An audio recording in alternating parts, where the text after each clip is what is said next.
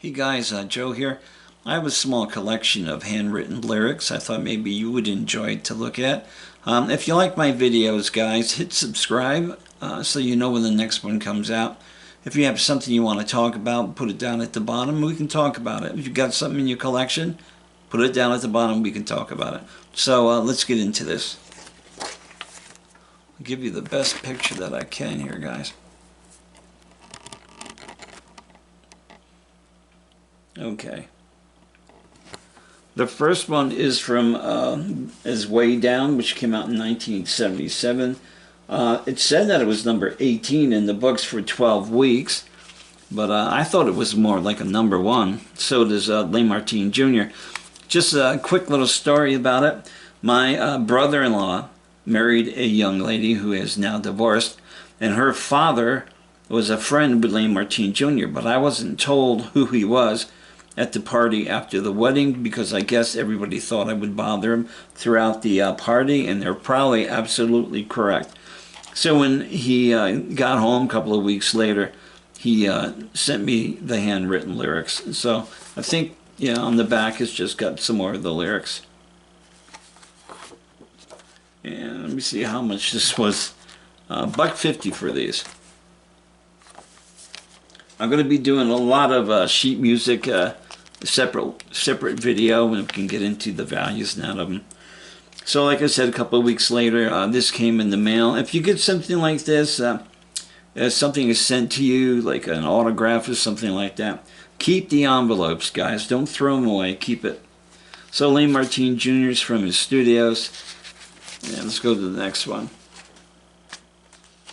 So here is the handwritten lyrics. Let me see if I can't get it closer to you. There you go.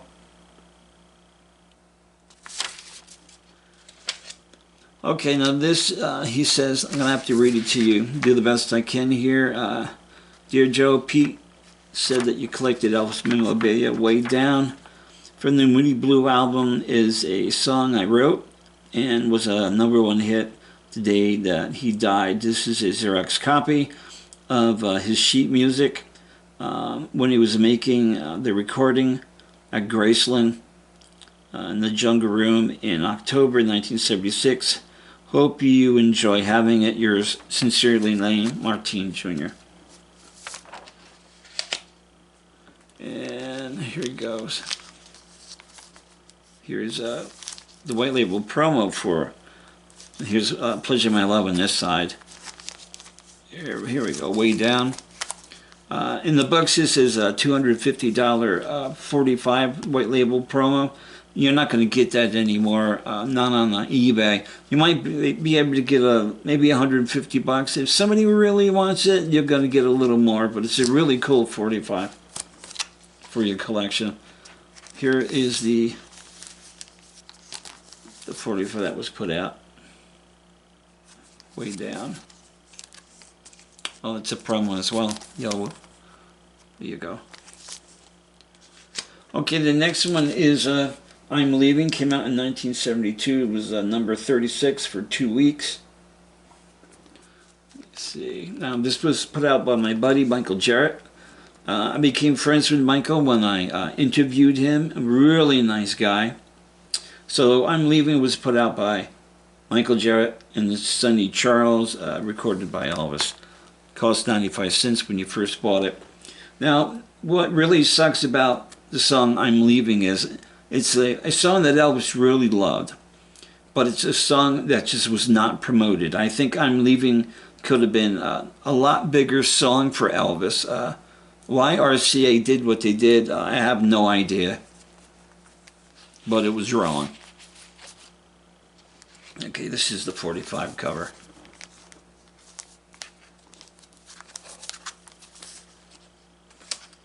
And here's the handwritten lyrics. Really nice guy. And now I'm showing this because it's 2016 Record Store Day album that came out. Elvis, I Am Leaving. I'm showing you this. He's got a little letter in the back here. He had no idea this was being put out whatsoever. He wasn't contacted. He wasn't told.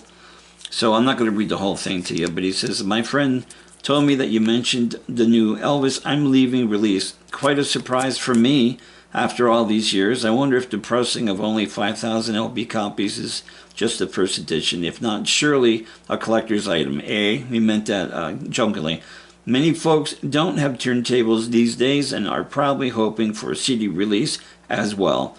Who knows? Question mark. There are still a lot of vinyl people collecting out there, Michael.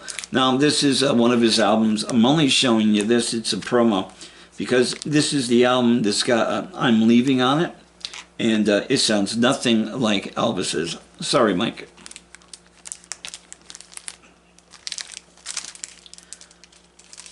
Okay, this next one is Trouble. Came out in 1975.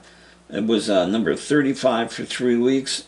And then on the country charts, it was number 11. Okay, there's no picture of Elvis on the cover. Why? I have no idea. TRUBLE, recorded by Elvis Presley on RCA Records. Words and music by Jerry Chesnut. Another very nice guy was able to interview. This sheet music was sold for $1.50. I told them about there's a bootleg that was put out that has Elvis singing along with Travis Tritt, and it's a great bootleg song. If you ever heard it, or if you haven't, track it down. It's a great track. I sent it to him, and he really liked it. He didn't care that it was a bootleg or not. And here's the handwritten lyrics. He's no longer with us, I'm sorry to say. And here's the 45 for it. Why they couldn't use this as the cover for that sheet music, I have no idea. Mr. Songman is on the flip. And here is a yellow promo for TRUBLE. Okay, this has got TRUB on both sides. One is stereo and one is mono. This is for jukeboxes.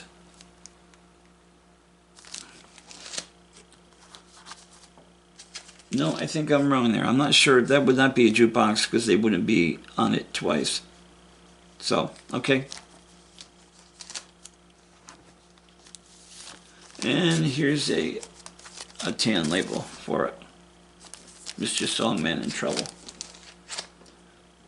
Next one is by another really nice guy. Got to interview Dickie Lee. She Thinks I Still Care. Words and music by Dickie Lee and Can't See. Steve Duffy. Recorded by Elvis Presley. $1.50 to buy it. That TRUBLE promo that I was talking about there, please put it down at the bottom and let me know. I mean, there is no Elvis expert, trust me. So She Thinks I Still Care. In 1976, it was number 1 on the country charts and number 31 on Billboard. Billboard. Now, Dickie Lee, he had a really nice career for himself. There was one song that he did that was Patches, a really nice song. You might want to check that out on YouTube. Okay, here's the handwritten lyrics. He did this in 2013 for me. He is still with us. She Thinks I Still Care, Moody Blue. Okay, this next one is my buddy again, Michael Jarrett. There's a little story to this. Michael Jarrett, words and music, I'll Be Home for Christmas. This sheet music sold for 95 cents. I'm going to be doing a whole bunch of sheet music ones and showing you and giving you approximate value of them. So, let me see. Nice cover, same as the album. Now, here is the story. Michael said he was really depressed. He was sitting inside his apartment. He said he had no music. He didn't know what he was going to do, and he was severely depressed. And he lit up a joint and sat up in the window and was looking at the snow outside. And it just came to him, I'll be home on Christmas Day, which is a beautiful song, absolutely beautiful. I guess I should smoke a joint and write a song. There you go. Okay, now this next one's a little weird too. This is for I Gotta Know, but it's not the handwritten lyrics for I Gotta Know, because before it was sent to Elvis and their people, these are the actual words of what it was, and it was changed from "and now you know" to "I Gotta Know." Now the envelope and the person who wrote the song is Paul Evans. Another nice guy, got to interview. Now I'm going to have to read this to you. I do not have the I Gotta Know sheet music, and there's no way I can remember the lyrics with my brain. So I'm going to have to read this to you. You can put it down at the bottom, the changes that you see. That would be kind of interesting. So I got to read this for you. Now you know, Mary Williams and Paul Evans. Okay, you get up in the morning feeling mighty weak. You're tossing and turning and losing all your sleep. Oh baby, how my heart keeps aching. I feel it's always breaking, 'cause more and more is you that I adore. And now you know, and now you know, and now you know. 9 and 9 make 14, 4 and 4 make 9. Your clock is striking 13. Now don't you lose your mind. I know it's getting aggravating, so I won't keep you waiting. Please hear me say I'm with you all the way. And now you know, and now you know, and now you know. Now all the rest I think is the same. And that's it. Like I said, it was a small collection that I like. So if you can figure out how to get some of them, if there's still a songwriter that is still with us, track them down, do an interview with them, and then always ask for this. I always ask for an autograph after it, and after I do an interview, and they never say no. So you guys take care of your family, take care of yourselves, and don't forget the TZB for EAP.